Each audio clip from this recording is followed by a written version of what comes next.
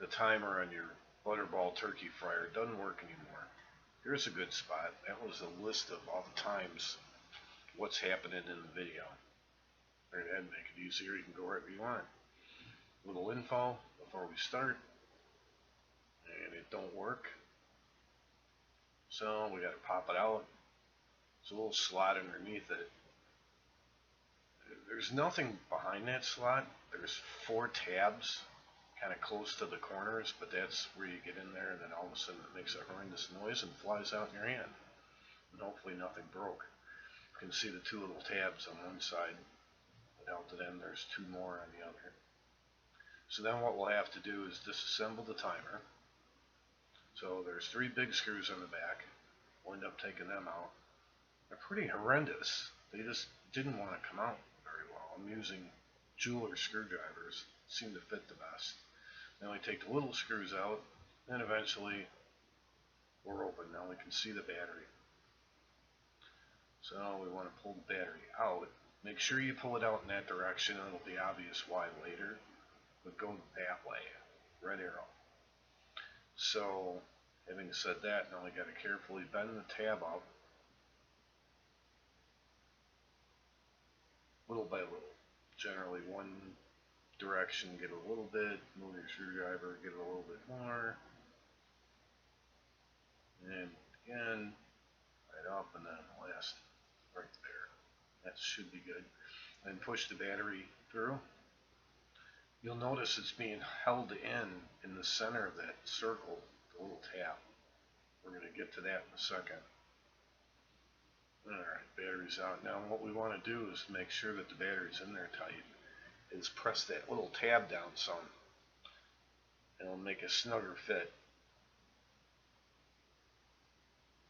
Get a good connection. I'll turn it a little bit so you can actually see how much gap they actually got in there. Not too much, it's just enough to cause enough friction to hold it in there. So having said that, now you can put the battery in. It's a 389, and we'll slide it in. You want to make sure the identification, the letters and numbers are pointing up when it goes in. You can see the 389 number on that one. So we'll slide her in and then try to carefully bend the tab back without breaking it off. There's probably a better way to bend it back other than using a little jeweler screwdriver, but that's what I had.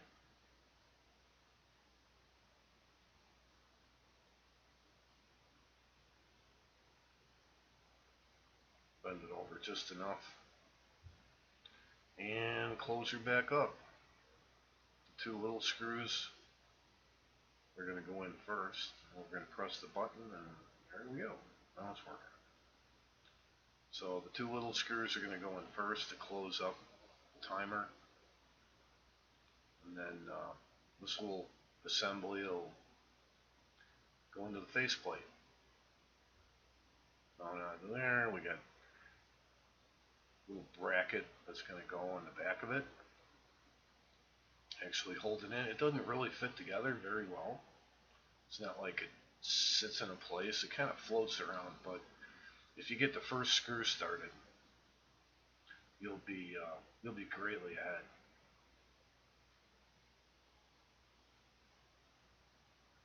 I was trying to get it to stay in one spot, and it just wouldn't. So it's like, well, just put one screw in, and the other 2 should line up.